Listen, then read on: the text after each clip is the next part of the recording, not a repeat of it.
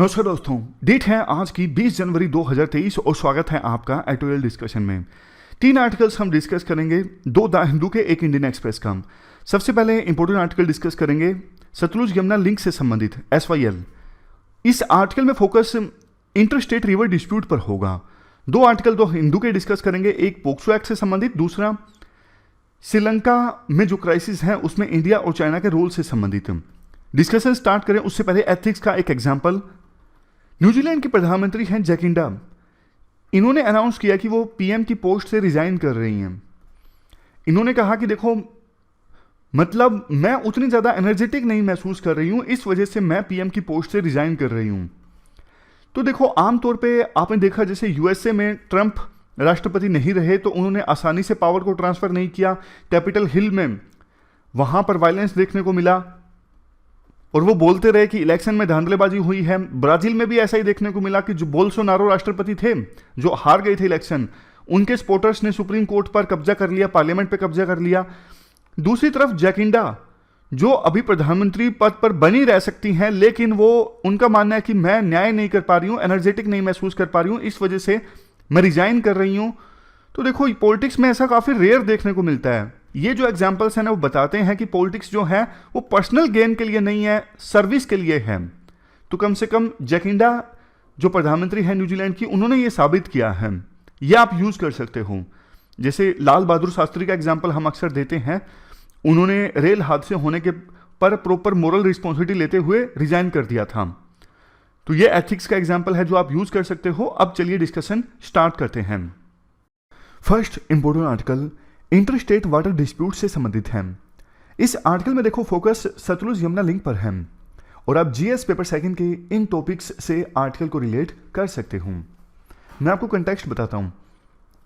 देखो, पूरी कहानी हम डिस्कस करें उससे पहले कंटेक्स्ट ये है, 2020 में ना सुप्रीम कोर्ट ने आदेश दिया था हरियाणा और पंजाब को कि आप SYL को लेके जो विवाद है ना, अपने आप से सुलझाइए। और यूनियन जल मिनिस्टर गजेंद्र शेखावत को भी कहा था कि आप दोनों सरकारों की मदद कीजिए इस विवाद को सुलझाने में। तो ये कंटेक्स्ट है। अब कंटेक्स्ट ये है कि कोशिश की दोनों राज्य सरकारों ने इस विवाद को सुलझाने की, लेकिन विवाद नहीं सुलझ पाया। अब कहानी क्या है? देखो, जो SYL है ना, इसका पूरा नाम है सतलुज यमुना लिंक। ये जो सतलुज रिवर है ना, पंजाब से जाती है। यहां से एक नहर निकाली जाए जो कि हरियाणा में यमुना नहर को लिंक करे और सतलुज रिवर का जो पानी है ना, थोड़ा बहुत इस नहर की सहायता से आए यमुना नहर में। यह मकसद है SYL का, यानी सतलुज यमुना लिंक। एक ऐसी नहर जो सतलुज और यमुना नदी को आपस में जोड़े और जिस नहर में सतलुज नदी से पानी आए और जाए यमुना नदी में, टोटल जिसकी लेंथ होगी 211 किलोमीटर। समझ गए? अब मकसद देखो, इस नहर को इस्टेब्लिश करने का यह था, हरियाणा में जो पानी की कमी है उसकी भरपाई की जाए। सतलुज रिवर में जो पानी आता है रावी और ब्यास से भी आता है। रावी नदी और ब्यास नदी दोनों ओरिजिनेट होती हैं हिमाचल प्रदेश से, मिल जाती हैं सतलुज रिवर में। तो हरियाणा का यह कहना था कि रावी और ब्यास का पानी हमें भी मिलना चाहिए। ये नहर जब बनेगी तो सतलुज से पानी आएगा यमुना नहर में और सतलुज में पानी आ रहा है रावी और ब्यास से भी। तो इस नहर के थ्रू रावी और ब्यास रिवर का जो पानी है थोड़ा बहुत हमें मिल जाएगा। और ऐसे ही नहीं मिल जाएगा, इसके पीछे भी एक कहानी है। देखो, पहले हरियाणा और पंजाब दोनों एकजुट थे। पंजाब का बाइफर्केशन हुआ था, मतलब पंजाब से 2 स्टेट निकल के आए थे 1966 में, हरियाणा और पंजाब। 1966 से पहले 1955 में रावी और ब्यास के पानी को कैलकुलेट किया गया था, जो उस समय था 15.85 मिलियन एकड़ फीट। पानी कितना है ये मेजर करने के लिए यूनिट है मिलियन एकड़ फीट, यानी MAF। तो ये डिसाइड हुआ था 1955 में कि इसमें से, यानी 15.85 MAF में से 8 मिलेगा राजस्थान को, 7.2 MAF मिलेगा अनडिवाइडेड पंजाब को, क्योंकि उस समय पंजाब और हरियाणा एकजुट था, और जम्मू एंड कश्मीर को मिलेगा 0.65 MAF। अब देखो, उस समय पंजाब अनडिवाइडेड था, लेकिन 1966 में पंजाब और हरियाणा 2 राज्य बन गए पंजाब से। तो हरियाणा ने बोला कि 1955 में जो ये डिसाइड हुआ था तब तो हम आपके साथ थे, बट हम आपसे अलग हो गए हैं। तो ये जो शेयर अनडिवाइडेड पंजाब को मिलना था 7.2 MAF, ये अब इसमें से कुछ हिस्सा तो हमें भी मिलना चाहिए ना। बाकी सब चीजों का बंटवारा हुआ है तो पानी का बंटवारा भी होना चाहिए। तो 1966 से ये वाटर डिस्प्यूट इमर्ज होके आया, तो ये डिसाइड हुआ कि पानी का बंटवारा किया जाएगा SYL की सहायता से। हरियाणा छोटा भाई था, पंजाब से निकला, तो थोड़ा बहुत पानी भी उसको मिलना चाहिए था। तो सोचा गया कि एक नहर बनाई जाए, उस नहर के थ्रू सतलुज रिवर में जो रावी और ब्यास का पानी आ रहा है ना, उस पानी को ट्रांसफर किया जाए यमुना नहर में। इस नहर की टोटल लेंथ कितनी होगी? 211 किलोमीटर। 211 में से देखो 121 किलोमीटर जो ये नहर है वो पंजाब में पड़ती है, और बाकी की 92 किलोमीटर या 90 किलोमीटर की जो नहर है वो हरियाणा में पड़ती है। अब चूंकि देखो हरियाणा को पानी लेना था पंजाब से, तो हरियाणा को जल्दी थी, हरियाणा ने तो जल्दी जल्दी नहर क्रिएट कर दी। 1980 आते आते हरियाणा ने अपने हिस्से की 90 किलोमीटर की नहर बना दी, लेकिन पंजाब ने काम स्टार्ट किया 1982 में, 1982 में। जैसे ही पंजाब ने काम स्टार्ट किया, अब आपको पता है पॉलिटिक्स स्टार्ट हो गई, हमारे देश में अक्सर ऐसा होता है, वहां पे अपोजिशन पार्टीज ने विरोध करना स्टार्ट कर दिया कि पंजाब क्यों पानी दे हरियाणा को। तो उस समय अपोजिशन था शिरोमणि अकाली दल का, इन्होंने प्रोटेस्ट स्टार्ट कर दिया कि हम नहर नहीं बनने देंगे, हम पंजाब से पानी हरियाणा नहीं जाने देंगे। लेकिन उस समय जो प्राइम मिनिस्टर थे इंदिरा गांधी, उन्होंने अप्रैल 1982 में नहर का काम स्टार्ट करवा दिया पंजाब के पटियाला डिस्ट्रिक्ट में कपूरी विलेज के पास। बाद में देखो 1984 में आपको पता है ब्लू स्टार ऑपरेशन चला, बाद में इंदिरा गांधी जो उस समय प्रधानमंत्री थी उनकी असैसिनेशन भी हो गया, तो हालात काफी ज्यादा खराब हो गए थे। जुलाई 1985 में एक अकॉर्ड साइन हुआ, जिसके तहत वो accord prime minister Rajiv Gandhi ने शिरोमणि अकाली दल के साथ साइन किया था, जिसे राजीव लोंगोवाल अकॉर्ड के नाम से भी जाना जाता है। इस अकॉर्ड में यह डिसाइड हुआ था कि एक नया ट्रिब्यूनल सेट किया जाएगा। वो ट्रिब्यूनल जो है पानी के बंटवारे को लेकर डिसाइड करेगा।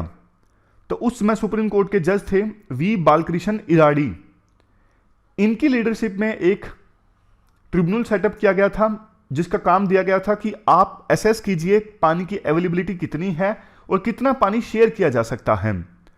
तो इस ट्रिब्यूनल ने ना ये रिकमेंड किया हरियाणा और पंजाब का जो पानी का शेयर है ना, उसे इंक्रीज कर दिया जाए। पंजाब का पानी का शेयर इंक्रीज कर दिया जाए बाय 5 MAF, और हरियाणा के पानी का जो शेयर है वो इंक्रीज कर दिया जाए बाय 3.83 MAF। उसके बाद क्या हुआ? उसके बाद भी देखो पंजाब ने नहर का काम तो नहीं स्टार्ट किया, और अनफॉर्चुनेटली हुआ क्या, अगस्त 1985 में तो जो शिरोमणि अकाली दल के चीफ थे उनकी हत्या कर दी गई मिलिटेंट्स के द्वारा।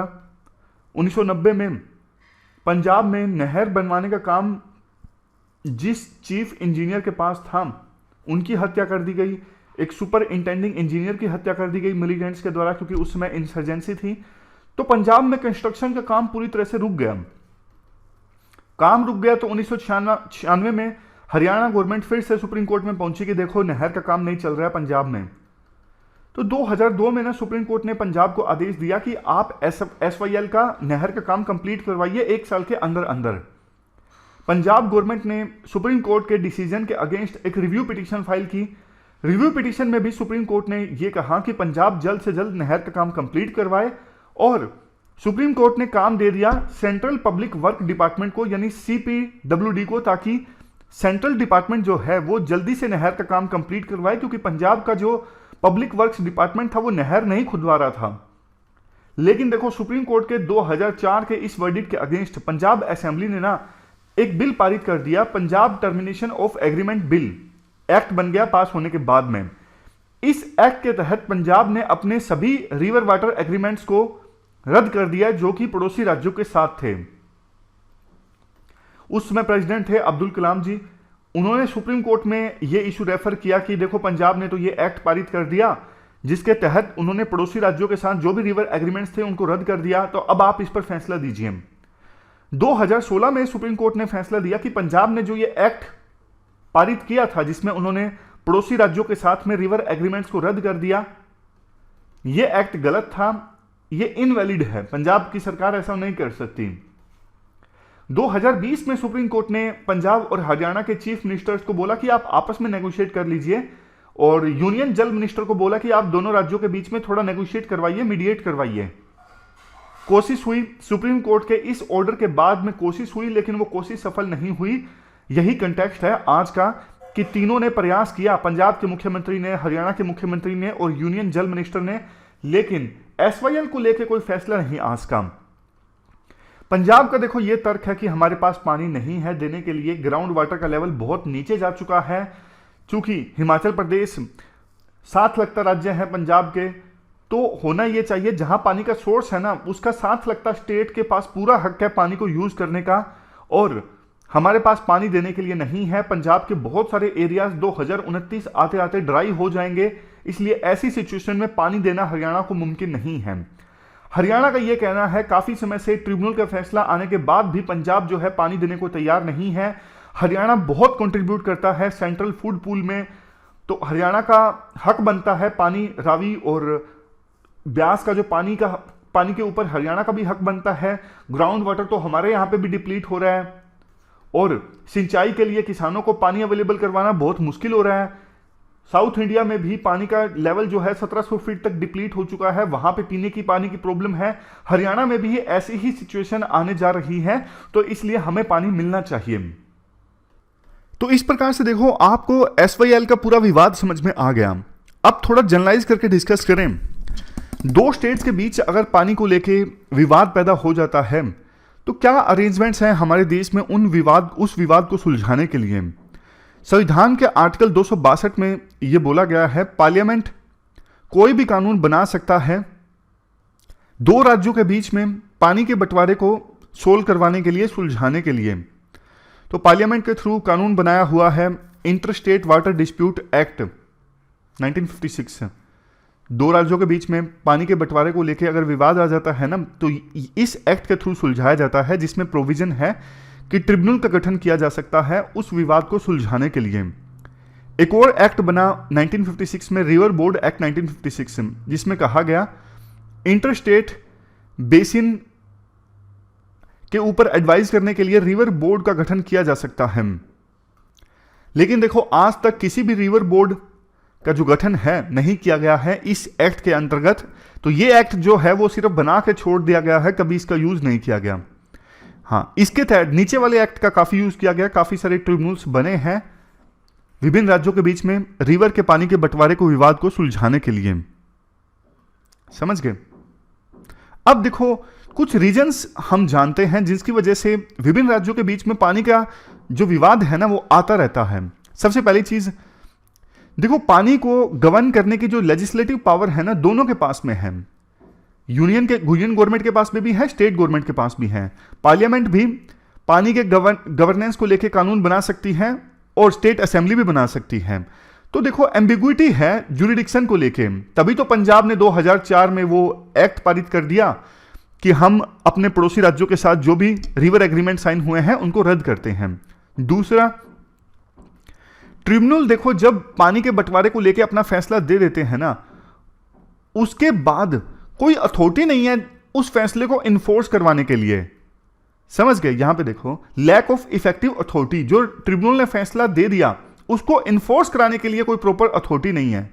नेक्स्ट, आर्टिकल 262 में यह बोला गया है कि पार्लियामेंट कोई कानून बना सकती है और सुप्रीम कोर्ट को रोक सकती है इंटर स्टेट वाटर डिस्प्यूट में अपनी ज्यूरिडिक्शन को एक्सरसाइज करने से।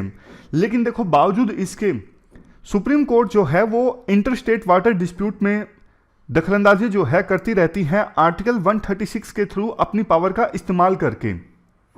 तो इस वजह से जो अथॉरिटी है, ज्यूरिडिक्शन है, उसको लेके विवाद उत्पन्न होता रहता है। मैं आपको फिर से आसान भाषा में बोलता हूं। देखो inter state water dispute act 1956 में यह बोला गया है ट्रिब्यूनल जो फैसला देगी ना वो फाइनल होगा, उसके खिलाफ सुप्रीम कोर्ट में अपील फाइल नहीं की जा सकती। बट डायरेक्टली इनडायरेक्टली विवाद में जो राज्य इन्वॉल्व होते हैं ना, फिर भी वो सुप्रीम कोर्ट में चले जाते हैं अपनी अपील को लेके, जो कि 1956 के एक्ट के अगेंस्ट है। नेक्स्ट, चौथा पॉइंट, देखो ट्रिब्यूनल के जो मेंबर होते हैं ना वो भी जुडिशरी से आते हैं, वो पानी को एक्सपर्ट नहीं होते। तो ये भी एक विवाद है कि ट्रिब्यूनल में जो मेंबर्स होना वो पानी के एक्सपर्ट होने चाहिए, मल्टी डिसिप्लिनरी अप्रोच अपनाने की आवश्यकता है, सिर्फ जजेस को ना शामिल किया जाए ट्रिब्यूनल में। नेक्स्ट पॉइंट, कई बार देखो कोई राज्य जाता है कि इस पानी के बंटवारे को लेकर विवाद है तो ट्रिब्यूनल का गठन कर दीजिए, तो सेंट्रल गवर्नमेंट भी ना काफी समय लगा देती है ट्रिब्यूनल का गठन करने में। पहले कोशिश की जाती है सेंट्रल गवर्नमेंट के द्वारा कि नेगोशिएशन से विवाद को सुलझा लिया जाए, लेकिन नेगोशिएशन चलती रहती है और ट्रिब्यूनल का जो गठन है वो लेट हो जाता है। नेक्स्ट 6th पॉइंट, चूंकि देखो हमारे देश में 50% के आसपास पॉपुलेशन अभी भी एग्रीकल्चर के ऊपर डिपेंडेंट है, तो ना विभिन्न पॉलिटिकल पार्टीज ना पॉलिटिक्स करती हैं पानी के बंटवारे को लेके। पानी इमोशनल इशू है हमारे देश में, तो रैशनैलिटी नहीं चलती, इमोशंस चलते हैं, इस वजह से भी विवाद आते रहते हैं। 7वां पॉइंट, लैक ऑफ डेटा है। देखो पानी के बंटवारे करना है ढंग से तो डेटा तो प्रॉपर होना चाहिए ना, ऑथेंटिक होना चाहिए, लेकिन पानी संबंधी डेटा ही नहीं मिलता, किस रिवर में कितना पानी है, अवेलेबिलिटी कितनी है, ये सब चीजें। अब वे फॉरवर्ड में क्या कहा जाता है? वे फॉरवर्ड में कहा जाता है, सरकारिया कमीशन में यह रिकमेंड किया गया था कि ट्रिब्यूनल जो वर्डिक्ट देना वो फाइनल होना चाहिए। सुप्रीम कोर्ट के फैसले की जो वैल्यू होती है ना, ट्रिब्यूनल के फैसले की वैल्यू भी वैसी ही होनी चाहिए। नेक्स्ट पॉइंट, ट्रिब्यूनल जो फैसला दे दे उसके खिलाफ अपील सुप्रीम कोर्ट में नहीं जानी चाहिए। सुप्रीम कोर्ट में सिर्फ इस इशू पर अपील जाए कि प्रॉपर प्रोसीजर को फॉलो किया गया है। अगर प्रॉपर प्रोसीजर को फॉलो किया गया है फिर सुप्रीम कोर्ट के पास अपील नहीं जानी चाहिए। तीसरा पॉइंट, एक टाइम फ्रेम होना चाहिए, इस टाइम फ्रेम के अंदर अंदर ट्रिब्यूनल का गठन होना चाहिए। नेक्स्ट पॉइंट, इंटरस्टेट जो काउंसिल हैं उनको यूज किया जा सकता है पानी के बंटवारे को सुलझाने के लिए। नेक्स्ट पॉइंट, 5वां, थर्ड पार्टी मीडिएशन का सहारा भी लिया जा सकता है। जैसे देखो भारत और पाकिस्तान के बीच इंडस वाटर ट्रीटी है जिसको वर्ल्ड बैंक के द्वारा मीडिएट करवाया गया है, तो कोई थर्ड पार्टी मीडिएट करवाए दो राज्यों के बीच में पानी के बंटवारा को लेके तो ज्यादा अच्छा होगा। छठा पॉइंट, इंफ्रास्ट्रक्चर ऐसा हो कि प्रॉपर डेटा रिकॉर्ड हो ताकि वर्डिक्ट देने में आसानी हो ट्रिब्यूनल को। तो ये कुछ सजेशंस हमने डिस्कस किए और पूरा आर्टिकल डिस्कस किया इंटर वाटर डिस्प्यूट को लेके। अब चलते हैं आगे। इसके बाद नेक्स्ट जो आर्टिकल है पोक्सो एक्ट से संबंधित है। आप जीएस पेपर सेकंड के इस टॉपिक से आर्टिकल को रिलेट कर सकते हो। देखो 10 साल पूरे हो चुके हैं पोक्सो एक्ट को आए। 14 नवंबर 2012 को ये एक्ट होना स्टार्ट हुआ था। सही मौका है इस एक्ट को इवेल्युएट करने का, कितना कारगर साबित हुआ है, कितना इफेक्टिव है ये एक्ट। पूरा नाम है protection of children from sexual offence act 2012। मकसद था इस एक्ट का बच्चों के अगेंस्ट जो बच्चों का सेक्सुअल एक्सप्लॉयटेशन होता है, बच्चों के सेक्सुअल अब्यूज के केसेस आते हैं, उनको एड्रेस करना। राइटर कहते हैं देखो इस एक्ट में जो कन्विक्शन रेट है ना बहुत ज़्यादा कम है। उसके रीजंस भी हैं जिनकी हम बात करेंगे।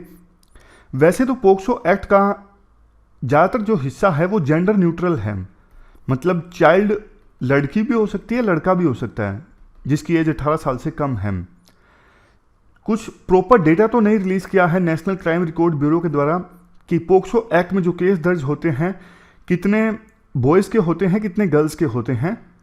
लेकिन देखो पर्टिकुलर स्टेट छत्तीसगढ़ की बात करें तो उसका डेटा है, आईपीएस के तौर पे काम किया राइटर ने छत्तीसगढ़ में, इसलिए छत्तीसगढ़ का डेटा राइटर के पास है कि 1000 पोक्सो के केसेस में ना 8 लड़कों के होते हैं, बाकी गर्ल्स के होते हैं। बेशक देखो मेल चाइल्ड्स के जो केसेस हैं कम हैं, लेकिन बहुत सारे केसेस हो सकता है कि अनरिपोर्टेड भी रह जाते हों। आज के समय में देखो पोक्सो एक्ट से संबंधित अवेयरनेस तो काफ़ी आ गई है, क्योंकि अगर मान लीजिए 18 साल से कम के बच्चे के अगेंस्ट सेक्सुअल एक्सप्लॉयटेशन का या फिर सेक्सुअल अब्यूज का केस सामने आता है ना, तो उसे रिपोर्ट करना कंपलसरी है, मैंडेटरी है, उसको छुपाना एक अपराध है। तो इसी वजह से कोई भी इंस्टीट्यूशन हो, डॉक्टर हो, उसको निश्चित रूप से केस जो है वो पुलिस को बताना ही होता है। तो अवेयरनेस बढ़ने के कारण पोक्सो के जो केसेस हैं ज़्यादा रिपोर्ट हो रहे हैं। अब पोक्सो एक्ट में एक नया ऑफेंस ऐड कर दिया गया है, storage of child pornography material. Child से संबंधित पोर्न वगैरह स्टोर करके नहीं रखा जा सकता। सेक्सुअल असोल्ट को क्लियरली डिफाइन किया गया है एक्सप्लिसिट टर्म्स में। जैसे देखो आईपीसी में आउटरेजिंग मोडेस्टी ऑफ वुमन, ये काफ़ी एम्बिगुअस टर्म है। आउटरेजिंग मोडेस्टी ऑफ वुमन मतलब वुमन की जो मोडेस्टी है कब आउटरेज होगी, इसको लेके कोर्ट फैसला करती है। लेकिन पोक्सो एक्ट में बच्चों के अगेंस्ट सेक्सुअल असोल्ट को एक्सप्लिसिट टर्म्स में, बिल्कुल साफ साफ टर्म्स में एक्सप्लेन कर दिया गया है, डिफाइन कर दिया गया है। देखो, लेकिन अभी भी पोक्सो एक्ट के अंतर्गत जब अपराध होता है ना, बहुत सारी investigation code of criminal procedure से गाइडेड है। जैसे देखो, मान लीजिए अगर अपराध में पेनिट्रेशन इन्वॉल्व है, मतलब पेनिट्रेटिव सेक्सुअल असोल्ट है, तो देखो उस केस में जो विक्टिम है उनकी स्टेटमेंट को रिकॉर्ड करना जरूरी है। फोरेंसिक साइंस लेबोरेटरी एग्जामिन करेगी, ये जरूरी है। और चाइल्ड की एज को भी डिटरमाइन करना जरूरी है। तो सारी चीजें कोड ऑफ क्रिमिनल प्रोसीजर के हिसाब से होती हैं। अब पोक्सो एक्ट में देखो ये बताया गया है कि जब गर्ल चाइल्ड की स्टेटमेंट को रिकॉर्ड किया जाएगा तो उस समय वुमन सब इंस्पेक्टर मौजूद रहेंगी, या तो बच्चे के घर में जाएंगी या फिर जो बच्चा है उसकी चॉइस की लोकेशन हो सकती है। लेकिन दिक्कत क्या है, आपको भी पता है फीमेल सब इंस्पेक्टर्स की कितनी ज्यादा कमी है। बहुत सारे पुलिस स्टेशंस में एक भी आपको फीमेल पर्सनल नहीं देखने को मिलेगी। 2015 में मिनिस्ट्री ऑफ होम अफेयर के द्वारा एक स्कीम चलाई गई थी जिसमें investigation unit on crime against woman को क्रिएट करने का प्रयास किया गया था। बोला यह गया था कि महिलाओं के अगेंस्ट क्राइम की जांच करने के लिए 15 पुलिस ऑफिसर होंगे, जिसमें कम से कम 1/3 तो वुमन ऑफिसर होंगे। इस यूनिट को लीड किया जाएगा एडिशनल सुपरिटेंडेंट ऑफ पुलिस यानी एडिशनल एसपी के द्वारा। हर एक डिस्ट्रिक्ट में ऐसी इन्वेस्टिगेशन यूनिट को इस्टेब्लिश किया जाएगा। इस स्कीम के लिए देखो जो पैसा जो शेयर होना था ना सेंटर और स्टेट्स के बीच में, वो 50-50% शेयर होना था। लेकिन स्टेट गवर्नमेंट्स इस स्कीम के प्रति ज़्यादा इंटरेस्टेड नहीं है। इसके अलावा सेंट्रल गवर्नमेंट को हर एक पुलिस स्टेशन में महिला डेस्क भी इस्टेब्लिश करने थे, लेकिन बहुत सारे पुलिस स्टेशन ऐसे हैं जहां पे ऐसे महिला डेस्क नहीं है, एक भी वुमेन स्टाफ भी नहीं है, जैसा हमने डिस्कस किया। इसी प्रकार से देखो एक और दिक्कत है, जब विक्टिम की स्टेटमेंट रिकॉर्ड करनी होती है ना, तो ऑडियो और वीडियो के माध्यम से भी किया जाए।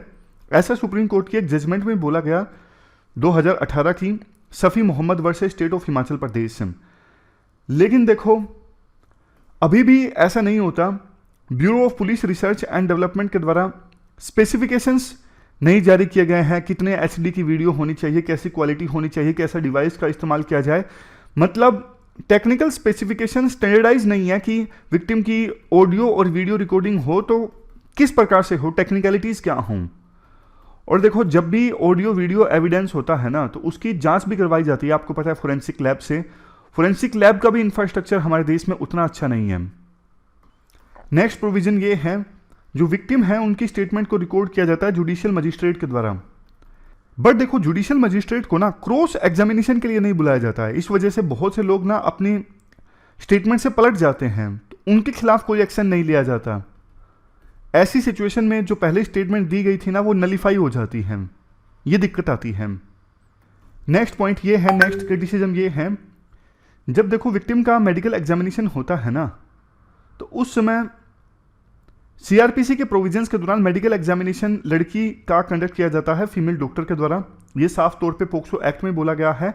लेकिन सुप्रीम कोर्ट ने हाल ही में कहा था कि 2 फिंगर टेस्ट बैन है सेक्सुअल पेनिट्रेशन का पता लगाने के लिए, लेकिन बावजूद इसके कहीं कहीं पर 2 फिंगर टेस्ट का सहारा लिया जाता है ये पता लगाने के लिए कि रेप हुआ है कि नहीं हुआ है, इंसर्शन हुआ है क्या नहीं हुआ है। इसके बाद नेक्स्ट एक दिक्कत यह आती है पोक्सो संबंधित केसेस में, यह प्रूव करना डिफिकल्ट हो जाता है कि जिसके अगेंस्ट अपराध हुआ है वो चाइल्ड ही है।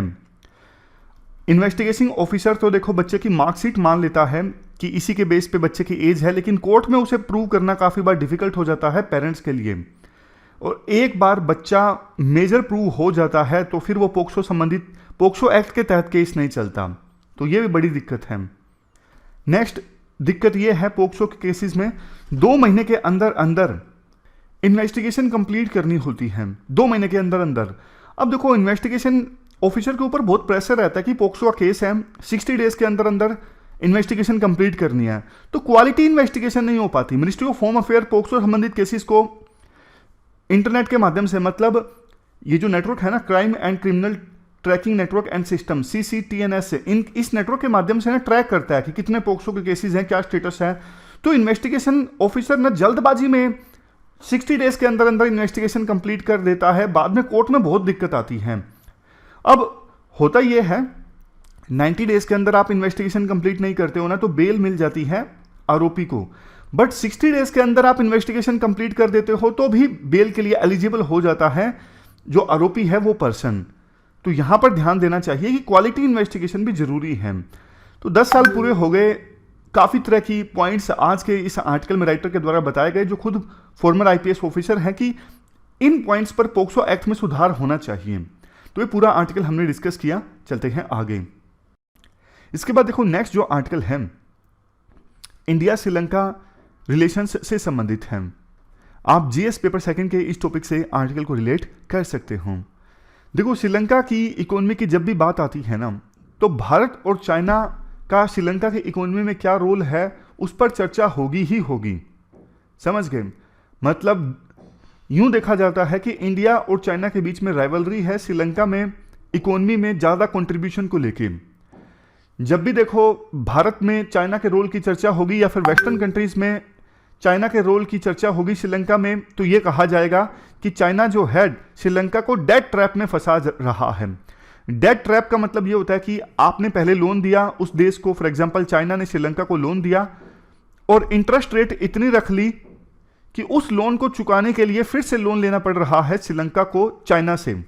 और जिस प्रोजेक्ट के लिए लोन लिया था वो वायबल नहीं था, वो प्रोजेक्ट फेल हो गया, लेकिन चाइना ने जानबूझ के, पता था कि ये प्रोजेक्ट फेल हो जाएगा, फिर भी ज़्यादा इंटरेस्ट रेट पे लोन दे दिया श्रीलंका को। श्रीलंका चुका नहीं पा रहा है, उस लोन को चुकाने के लिए फिर से चाइना से लोन लेना पड़ रहा है। ये है चाइना का डेट ट्रैप। देखो 2021 के अंत तक ना श्रीलंका के ऊपर जितना कर्ज है ना, जितना डेट है, उसमें से 19.6% तो चाइना से ही लिया है। यानी अभी श्रीलंका को 2019 के अंत तक $7.4 बिलियन देना था चाइना को। इंडिया को पहले ज्यादा नहीं देना था, लेकिन जब इकोनॉमिक क्राइसिस आए तब इंडिया ने काफी मदद की श्रीलंका की, $4 बिलियन के आसपास की मदद की, क्रेडिट दिया श्रीलंका को इंडिया के द्वारा। तो सबसे ज्यादा जो क्रेडिटर है, सबसे ज्यादा लोन देने वाला देश चाइना है श्रीलंका को, दूसरे नंबर पे जापान है और तीसरे नंबर पे इंडिया है। इसके बाद देखो राइटर ये कहती हैं ज्यादा लोन जो श्रीलंका ने लिया है ना वो चाइना से नहीं लिया है, बल्कि लिया है कुछ वेस्टर्न कंट्रीज के क्रेडिटर से। प्राइवेट लैंडर्स ने लोन दिया है श्रीलंका को। और चाइना का बचाव करती हैं राइटर इस आर्टिकल में, मतलब इनडायरेक्ट बचाव करती हैं। वो कहती हैं कि देखो श्रीलंका की सरकार को ना प्रॉपर बताना चाहिए किस देश ने कितने इंटरेस्ट रेट पे उन्हें लोन दिया है। श्रीलंका की सरकार को क्लियरली बताना चाहिए लैंडिंग का क्या रेट है, कितना पीरियड है लोन का, और जो लोन लिया है वो किसके लिए यूज किया जा रहा है, और बाद में लोन लौटाना कब है, किन टर्म्स पे लौटाना है, सब कुछ श्रीलंका की सरकार को क्लैरिफाई करना चाहिए। उसके बेस पे हम एनालाइज कर सकते हैं कौन सा देश डेट ट्रैप कर रहा है या फिर नहीं कर रहा है। चाइना का जो लोन है श्रीलंका को वो 20% के आसपास है, बाकी तो वेस्टर्न कंट्रीज के क्रेडिटर्स हैं जिनसे श्रीलंका ने लोन लिया है। और देखो उससे भी ज़्यादा, मतलब अभी तक आपको आर्टिकल में राइटर का चाइना की तरफ थोड़ा इंक्लिनेशन समझ में आ गया होगा, उससे भी ज़्यादा लास्ट में वो ये बोलती हैं कि देखो इस पूरे सिनेरियो में ना जो पीपल्स के कंसर्न्स हैं ना वो भुला दिए जाते हैं। जैसे देखो एग्जाम्पल के तौर पर एक फिशरमैन है अनारासा, इनका नाम लिया जाता है, आजकल ना विरोध कर रहे हैं। चाइना का एक प्रोजेक्ट है, चाइनीज इन्वेस्टमेंट का प्रोजेक्ट है जाफना में सी कुकुम्बर फार्म का, कुकुम्बर मतलब खीरा। तो इनके अनुसार इस प्रोजेक्ट की वजह से ना लोकल जो मैरीन इकोसिस्टम है ना वो तबाह होगा।